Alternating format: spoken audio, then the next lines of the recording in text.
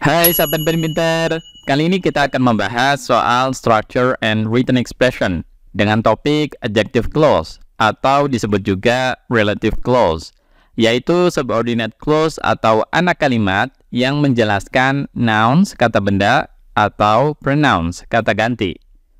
Contoh, Maria is the artist who created that beautiful painting. Kalau sahabat perhatikan, kalimat ini terdiri dari dua klausa atau dua struktur subject verb. Yang pertama sebagai main clause atau induk kalimat, yaitu Maria is the artist. Maria sebagai subjek dan verbnya is. Dan yang kedua sebagai subordinate clause atau anak kalimat. Anak kalimat ini berupa adjective clause, who created that beautiful painting, yang menjelaskan noun artist. Di sini who berperan ganda, selain sebagai konektor adjective clause juga sebagai subjek dan verbnya created. Adapun that beautiful painting sebagai objek untuk verb created. Maria adalah seniman yang menciptakan lukisan indah itu. Sekedar mengingatkan, untuk konektor adjective clause atau yang disebut juga relative pronoun, connectors yang sering digunakan diantaranya who untuk menggantikan orang sebagai subjek. Cara melihat apakah who menggantikan orang atau bukan biasanya bisa dengan melihat noun yang letaknya persis sebelumnya. Misalnya, the teacher who inspires me is very kind. Guru yang menginspirasi saya sangat baik. Sebelum who di sini adalah the teacher, jadi sudah tepat. Who menggantikan orang, yaitu teacher. Pastikan juga verb setelahnya sesuai dengan noun yang digantikan oleh who. Di sini verb 1 inspire ditambah akhiran s sebagai penanda singular verb, karena subjeknya who menggantikan singular noun teacher.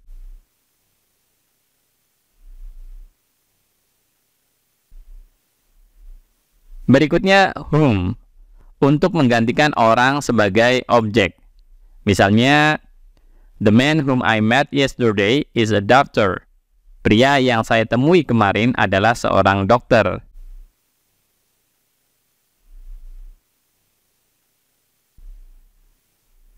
Selanjutnya which untuk menggantikan selain orang, bisa benda, binatang, tumbuhan, dan sebagainya, baik sebagai subjek ataupun objek. Misalnya, the book which is on the table belongs to my friend. Buku yang ada di atas meja itu adalah milik temanku. Dan, the book which I borrowed is interesting. Buku yang saya pinjam menarik.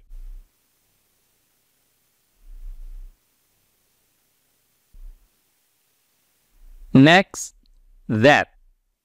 That bisa menggantikan orang ataupun bukan, baik sebagai subjek ataupun objek. Jadi, that ini lebih fleksibel, bisa menggantikan who, whom, ataupun which. Misalnya, the movie that comes out next week looks exciting. Film yang akan dirilis minggu depan terlihat menarik. Dan the movie that I watched was great. Film yang saya tonton sangat bagus.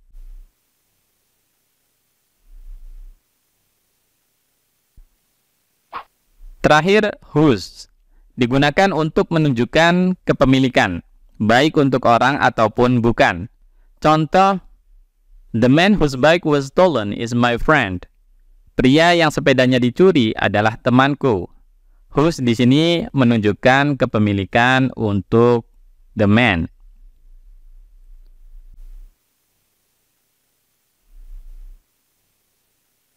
Sekarang mari kita bahas sebagian soal-soal yang berkaitan dengan adjective clause.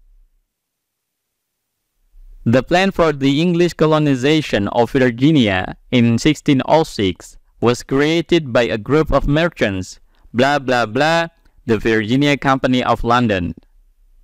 Kalimat ini sudah punya struktur subject verb. Subjeknya the plan sampai 1606, subject headnya plan, dan verbnya passive, was created. Kalau sahabat perhatikan, semua pilihan jawaban mengandung verbs, yaitu verb 2, established. Ingat, kalau nambah satu verb lagi, kita butuh konektor atau penghubung. Karena sebelumnya sudah ada verb was created. Pilihan B dan D bisa kita eliminasi karena tidak ada konektornya. Pilihannya tinggal A dan C. Dan yang benar adalah A, who established. Who sebagai konektor adjective clause yang juga berfungsi sebagai subjek dan verbnya established. Pilihan C salah karena pronoun they tidak diperlukan. They tidak perlu digunakan untuk menggantikan merchants karena konektor who bisa berfungsi ganda sebagai konektor adjective clause juga sebagai subjek klausa. Rencana untuk kolonisasi Inggris di Virginia pada tahun 1606 dibuat oleh sekelompok pedagang yang mendirikan Virginia Company of London. The 20th century experienced significant growth in mathematical research and an increase in the number of mathematicians and fields, blah blah blah them. Untuk nomor 2, silakan sahabat coba jawab di kolom komentar. Jangan lupa beri alasan mengapa sahabat memilih jawaban yang sahabat pilih. Sekarang lanjut ke nomor 3. A gene is a biological unit of information who directs the activity of a cell or organism during its lifetime. Pilihan A tidak ada error. Biological ini adjektif atau kata sifat yang menjelaskan noun unit. Adjektif memang berfungsi menjelaskan noun atau pronoun, jadi A tidak ada error. Pilihan B ini yang kita pilih karena ada error di sini. Penggunaan konektor who tidak tepat. Sebelumnya sudah kita bahas kalau who digunakan untuk menggantikan orang sebagai subjek. Kita lihat sebelumnya unit of information ini bukan orang. Jadi tidak tepat kalau menggunakan who.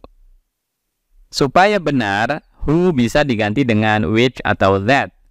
Dari which atau that sampai lifetime, ini anak kalimat berupa adjective clause yang memberikan penjelasan lebih lanjut tentang a biological unit of information. Dan a gene sampai information, ini main clause atau induk kalimatnya. Gen adalah unit informasi biologis yang mengarahkan aktivitas sel atau organisme selama masa hidupnya. Pilihan C, a cell tidak ada error. Cell di sini singular, jadi bisa didahului artikel A.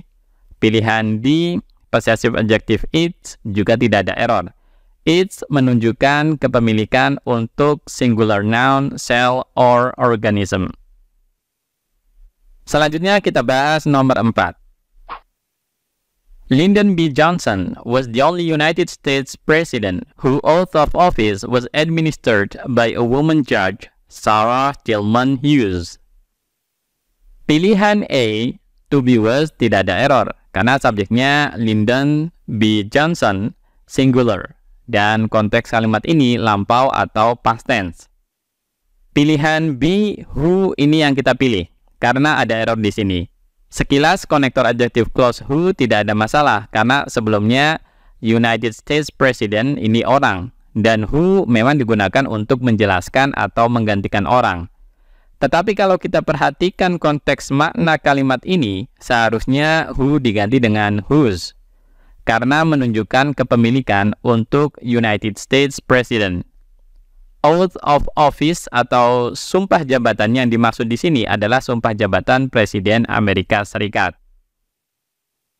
Lyndon B. Johnson adalah satu-satunya Presiden Amerika Serikat yang sumpah jabatannya diambil oleh seorang hakim wanita, Sarah Tillman Hughes. Pilihan C, office tidak ada error. Oath of office bisa diterjemahkan dengan sumpah jabatan. Selain itu, office juga bisa sebagai uncountable noun. Jadi, bisa berdiri sendiri tanpa determiner ataupun artikel sebelumnya. Pilihan D, administered, juga tidak ada error. Administered ini verb 3 yang menjadi bagian dari struktur passive, was administered. Berikutnya soal TOEFL nomor 5.